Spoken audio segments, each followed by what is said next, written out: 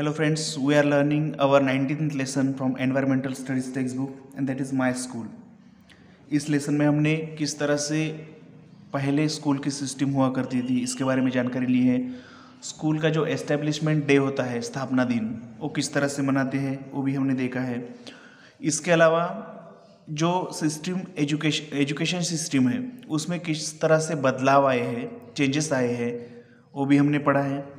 महाराष्ट्र में के जो 9 एजुकेशनिस्ट है, सोशल रिफॉर्मर है, जैसे महात्मा ज्योतिराव फुले, सावित्रीबाई फुले, महाराजा सयाजीराव गायकवाड़, राजर्षि शाहू महाराज, पंडिता रमाबाई, महर्षि धोंडो केशव कर्वे, डॉक्टर बाबा साहेब आंबेडकर, कर्मवीर भाऊराव पाटिल एंड पंजाबराव देशमुख, इस तरह के जो 9 सोशल रिफॉर्मर्स है, एजुकेशनिस्ट है, जिन्होंने शिक्षा के क्षेत्र में अपना योगदान दिया है, उनके बारे में भी हमने जानकारी ली थी। तो आज हम देखेंगे remaining part of this lesson, जो कि इस लेसन का पार्ट अभी हमें पढ़ना है, वो है can you tell what games are play on the school playground. School के प्लेग्राउंड पर कौन से गेम खेले जाते हैं। जैसे हम कौन से भी एग्जाम्पल लिख सकते हैं, क्रिकेट, खो खो, कबड्डी, लंगड़ी, इस तरह के।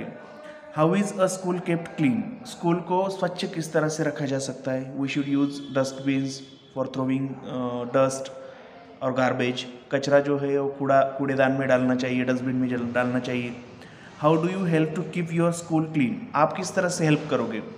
अगर स्कूल को स्वच्छ बनाना है, साफ़ सुथरा बनाना है, तो आपको खुद को पहले क्लीनलीनेस की जो आदतें हैं वो सीखनी पड़ेगी। जो पेंसिल शार्प करने के बाद जो कचरा होता है वो आपको डस्टबिन में डालना चाहिए। जो आप नोटबुक से पेज फाड़ते हो कभी, तो वैसे फाड़नी नहीं चाहिए। अगर गलती से फटा हो तो वो डस्टबिन में डालना चाहिए।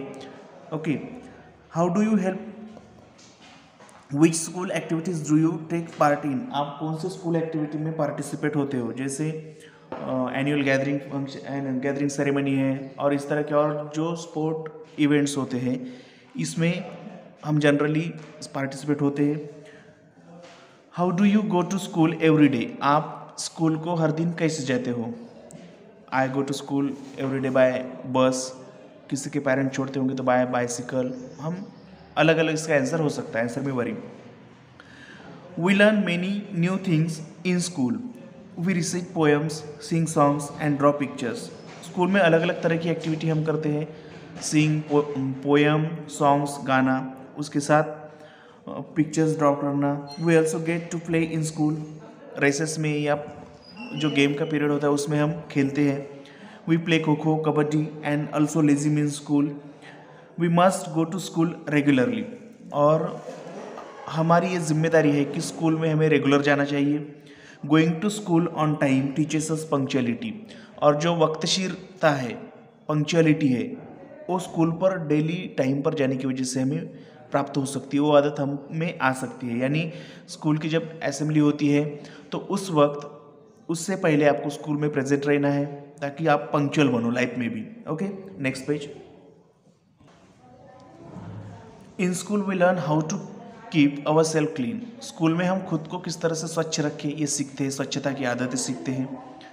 We also learn the importance of keeping the public places clean. जो सार्वजनिक प्लेसेस है, पब्लिक प्लेसेस है, उसको किस तरह से क्लीन रखेंगे ये भी हम सीखते हैं स्कूल में। Personal and public hygiene helps to keep us healthy. और जो पर्सनल और पब्लिक हाइजीन है, सार्वजनिक और वैयक्तिक स्वच्छता, इससे हम हेल्दी रह सकते हैं। स्कूल, यहाँ पर एक पिक्चर दिया है जिसमें स्कूल के ज़रिए जो फैसिलिटीज़ अवेलेबल करवाई जाती है वो दिए हैं। Library, assembly hall, computer lab, playground, school buses, counsellor, first aid, cleanliness, ये कुछ स्कूल की फैसिलिटीज़ है जो स्कूल की तरफ से बच्चों को, स्टूडेंट के लिए प्रोवाइड की जाती है। ओके, इसमें से मैक्सिमम टोटल हमारे स्कूल में भी अवेलेबल है। लाइब्रेरी है, असेंबली हॉल है, यानी हम ग्राउंड पर लेते हैं, कंप्यूटर लैब है, खेलने के लिए प्लेग्राउंड है, स्कूल की बसेस है। काउंसलिंग का काम मतलब जब आपको कभी एडवाइस की ज़रूरत होती है, जब आप कभी निराश होते हो, नर्वस होते हो, तो ऐसे वक्त काउंसलिंग की ज़रूरत होती है, उसलिए काउंसलर होते हैं। जब आपको इंजरी होती है खेलते वक्त, तो ऐसे वक्त फर्स्ट एड अवेलेबल होता है स्कूल में। और क्लीनलीनेस के लिए पानी की उपलब्धता वगैरह होती है। तो ये सब स्कूल की फैसिलिटीज़ है। Next page. In some schools 2-3 students in each classroom take turns to remove the garbage in the classroom after school is over. कुछ स्कूल में ऐसी फैसिलिटी होती है, ऐसा रूल होता है कि 2-3 स्टूडेंट का एक ग्रुप किया जाता है और स्कूल का टाइमिंग ख़त्म होने के बाद, स्कूल ओवर होने के बाद उनको जो स्कूल में क्लास में गार्बेज होता है उसको क्लीन करवाया जाता है। They keep the class clean, the children get used to voluntary work, they feel affection for the school and the class. और इस तरह से बच्चों को वॉलंटरी वर्क करने का मौका मिल जाता है, स्कूल के प्रति उनका लगाव बढ़ता है, क्लास के प्रति भी लगाव बढ़ता है। Does your school have such an arrangement? क्या आपके स्कूल में इस तरह की अरेंजमेंट है क्या? If not, prepare a monthly time table for cleaning your classroom, include all of your classmates in this task. अब ये कैप्टन का वर्क है, क्लास मॉनिटर का। अगर आपके स्कूल में इस तरह की फैसिलिटी अवेलेबल नहीं है तो आपको एक मंथली टाइम टेबल बनाना है और हर स्टूडेंट को उसमें पार्टिसिपेट होना है ताकि हर एक सफाई के, क्लीनलीनेस के वर्क में पार्टिसिपेट हो सके। अ सर्टिफिकेट और रोटिंग कप और shield can be given for a clean classroom. और बच्चों को उनका उत्साह बढ़ाने के लिए एक कप और शील्ड या सर्टिफिकेट दिया जा सकता है, जिससे बच्चे और उसमें पार्टिसिपेट होंगे और उनको क्लीनलीनेस का इंपॉर्टेंस समझ में आएगा। Now here is given picture crowding at the water tank. इस तरह की सिचुएशन स्कूल में हमेशा आती है जहाँ पर पानी पीने की सुविधा होती है, वाटर सप्लाई होता है, जहाँ पर वाटर टैंक होती है, वहाँ पर छोटे और बड़े बच्चे एक साथ पानी पीने के लिए जाने की वजह से वहाँ पर क्राउड, भीड़ बन जाती है और जो छोटे बच्चे हैं उनको पानी प्रॉपरली नहीं मिलता है। जो बड़े हाइट में बड़े हैं, क्लास में बड़े हैं, वही बच्चे उसका फ़ायदा लेते हैं। तो ऐसा ना हो इसलिए हम क्या कर सकते हैं, देखिए, we all like school. A school has facilities like a library, playground and computer lab which we all use. School में जो भी फैसिलिटीज़ स्टूडेंट के लिए प्रोवाइड की जाती है, जैसे लाइब्रेरी, प्लेग्राउंड और कंप्यूटर लैब, तो हम कोई भी क्लास का स्टूडेंट हो उसका यूज़ करता है, उसका बेनिफिट लेता है। Everyone should be able to use this facilities. We should follow certain rules while using this facilities. और ये फैसिलिटीज़ यूज़ करते वक्त हमें कुछ रूल फॉलो करने होंगे। We should wait in queues. Queue मतलब क्या? लाइन लगाना। जैसे बैंक में एटीएम मशीन पर जिस तरह से हम लाइन में खड़े हो जाते हैं और अपना नंबर लगने के बाद, आने के बाद उस सुविधा का लाभ लेते हैं, वैसे ही इन फैसिलिटीज़ के बारे में भी होना चाहिए ताकि चाहे वो छोटा बच्चा हो या बड़ा हो, सबको properly and equally facility available हो। Books borrowed from the library should be return on time. जहाँ से हम पढ़ने के लिए बुक लेते हैं, जैसे प्राइमरी लेवल में तो नहीं होता, लेकिन जो higher primary and secondary school है वहाँ पर जब लाइब्रेरी होती है तो ऐसे वक्त आपको 7 डे का टाइम दिया जाता है। उसमें आपको बुक्स रीड करके टाइम में वापस करने होते हैं ताकि दूसरे उसको पढ़ सके। वी शुड नॉट टीयर और damage the pages from the books. और जो बुक्स के पेजेस है हमें वो फाड़ने नहीं चाहिए क्योंकि और भी उसको पढ़ने वाले होते हैं। We must keep the walls and benches in the classroom clean. Generally बच्चे, छोटे बच्चे बेंच पर और वॉल्स पर कुछ पिक्चर निकालते हैं, अपना नाम लिखते हैं। इसकी वजह से क्लासरूम क्लीन नहीं दिखाई देता है, टोटल मेस दिखाई देता है। तो इसकी वजह से वैसी चीज़ें नहीं करनी चाहिए ताकि आपके क्लास की जो क्लीनलीनेस है वो नहीं रहे। ऐसे काम आपको नहीं करने चाहिए। We must return the sports equipment to its proper place after using it. जैसे हम लगोरी, फुटबॉल, क्रिकेट की बैट, स्टम्प वगैरह जो चीज़ें हैं वो चीज़ें हम यूज़ करते हैं और यूज़ करने के बाद अगर हमने वो एक जगह पर जहाँ पर होते वहाँ पर नहीं रखे तो बाद में हमें वो अवेलेबल नहीं होंगे, इसलिए वो हमें उस जगह पर प्रॉपरली रखने हैं। Here another picture is given here. Some children are fighting to the so that teacher intervenes. यहाँ पर कुछ बच्चे ग्राउंड पर झगड़ा कर रहे हैं, कॉरलिंग कर रहे हैं और उसमें इंटरवेन करने के लिए टीचर आए उनका समझौता करने के लिए। तो ऐसी सिचुएशन कब आती है? Why do friends quarrel? क्यों झगड़ा करते हैं? What will do you do to resolve a quarrel peacefully? उनका झगड़ा, उनकी जो कॉरल है वो पीसफुली, शांततापूर्ण रीति से सॉल्व करने के लिए आप क्या कर सकते हो? कोई भी जब कॉरल होती है तो उसमें दोनों साइड की में से जो स्टूडेंट होते हैं उनका हाथ होता है और वो दोनों भी रीज़न होते हैं उस कॉरल का, तो दोनों को भी अपना मत, अपना ओपिनियन कहने का वहाँ पर चांस मिलना चाहिए। Next page. कॉरल्स में arise between friends but they should be resolve amicably. Amicably means सौहार्दपूर्ण रीति से जो कॉरल्स है, जो झगड़े हैं स्टूडेंट में होने वाले हैं, वो सॉल्व किए जाने चाहिए।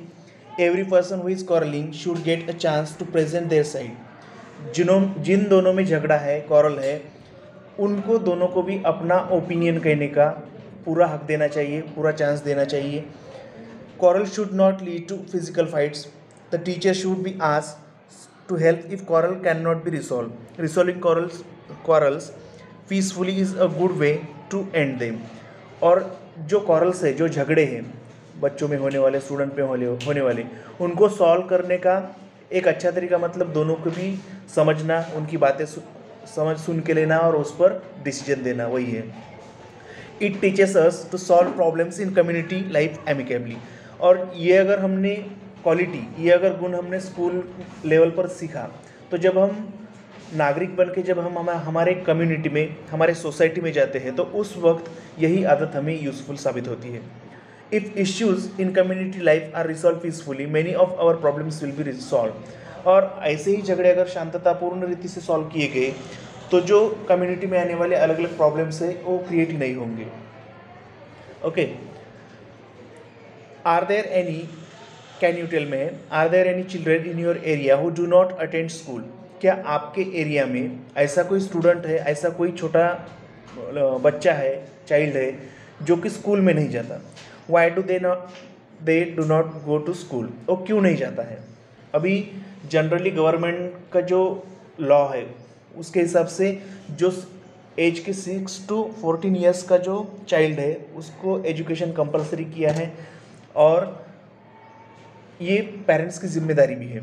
ईच चाइल्ड, यहाँ पर देखिए, एक छोटा सा बच्चा हार बेच रहा है, यहाँ पर जो बांधकाम चालू है वहाँ पर वो काम करने के लिए एज ए चाइल्ड लेबर वो वर्क कर रहा है, लेकिन आज अगर हम देखेंगे तो वो इलीगल है। Each child must get the opportunity to attend the school. हर एक बच्चे को जो कि उम्र के 6 से 14 साल का है उसको अपॉर्चुनिटी मिलनी चाहिए स्कूल में जाने की। School is for everyone. School specially किसी रिच पर्सन की, रिच स्टूडेंट के लिए नहीं है, तो जनरली जो सब स्टूडेंट है 6 to 14 ईयर्स एज के, तो उन सब के लिए स्कूल है। School is for everyone. We learn how to get along with others at school. दूसरों के साथ कैसा रहना है, कैसे बर्ताव करना है, ये सब हम स्कूल में सीखते हैं। We get to know a lot of people at school. We realise that we are a part of society. और स्कूल में जब हम अलग अलग सब्जेक्ट के थ्रू जो नॉलेज हमें मिलता है, उससे हमें समझ में आता है कि हम इस सोसाइटी के एक अभिन्न अंग है, उसके एक पार्ट है। डू यू नो, क्या आपको पता है, there is a ban on employing children below the age of 14 years in factories, mines and in other hazardous occupations. क्या आपको पता है, क्या उम्र के 14 ईयर्स तक के जो चाइल्ड है, चाहे वो लड़का हो या लड़की, उनको फैक्ट्री में, कोल माइंस जैसे माइंस में, खानों में, खदानों में, ऐसे धोखादायक जो खतरे वाली जो जगह है वहाँ पर काम करवाना कानूनन जुर्म है।